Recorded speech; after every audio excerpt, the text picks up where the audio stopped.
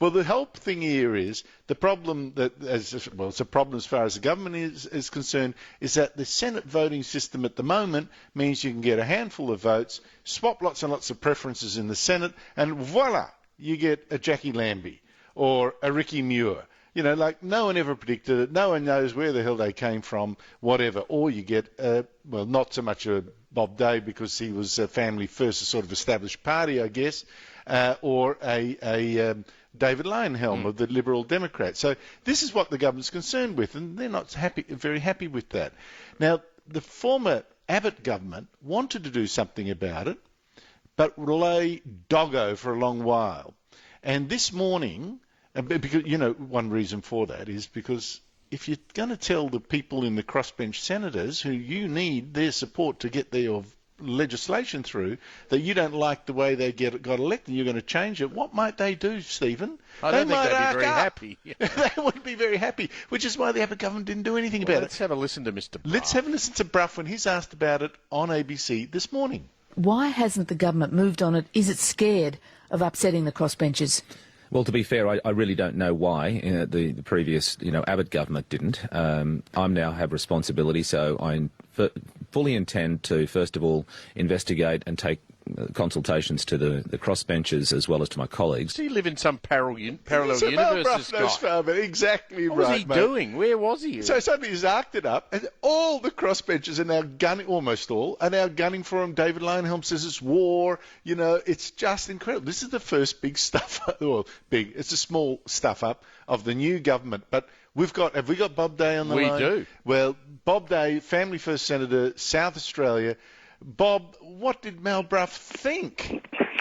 Oh, look, I know Mal. I think he'll be fine once it's explained to him that it's not as big a problem as he thinks. The alternative to what we have now is the Greens being permanently entrenched as the balance of power parties, and so that's your argument. The way they're planning to change the voting thing, that'll mean the last seat swings to the Greens could possibly win it and have a permanent blocking vote between Labor and the Liberals. But what I'm interested in is why we'll get onto that in a second.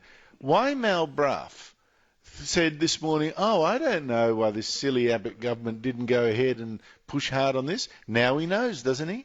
The reason that they didn't was because they realised that 5 of the 6 new crossbenchers took Labor or Greens seats, and that's how the government was able to get most of its key policies through this first 12 months. Carbon tax, mining tax, temporary protection visas, and a whole range of others. The new crossbench has actually been very good for the government, and if the same were to happen again, then the government would be in an even better position.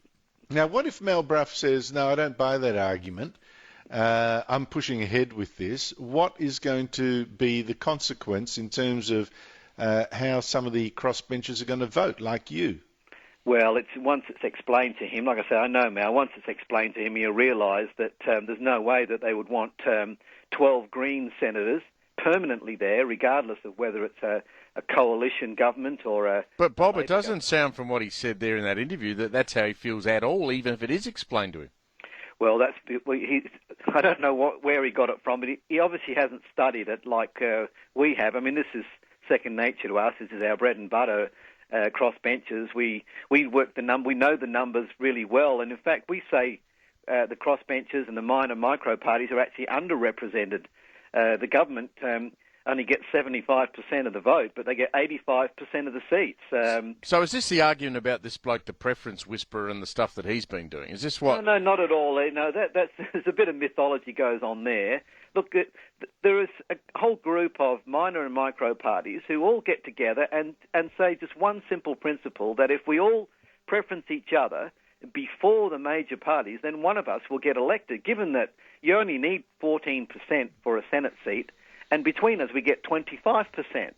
So we're almost 2 quotas. We should almost deserve 2 senators for us. But for the government to complain that it's not getting... It wants 100% of the seats, yet only gets 75% of the votes.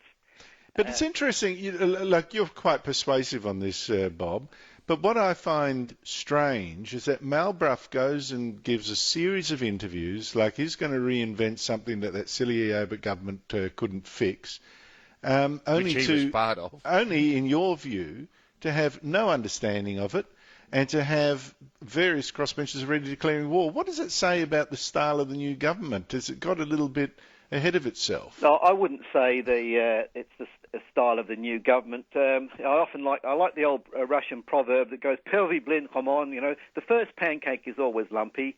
You know, the first few comments are early days, teething problem. I wouldn't read too much into it, and Mal has already rung me today, and we're looking forward to catching up and just going through just what the machinations of how the preference system actually works and how it actually is.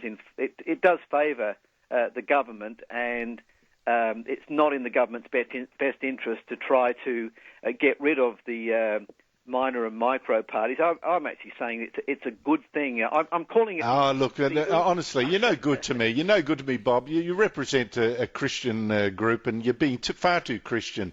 I'm more in the smite the unrighteous mode. Not at all. I'm calling it the Uberization of politics, where this disruption, where what we're seeing now is the old order is being challenged by newer and leaner and more responsive operators, and the minor and micro parties are filling that gap. And I'm looking forward to explaining that to not just to Mal, but to anybody else. Now,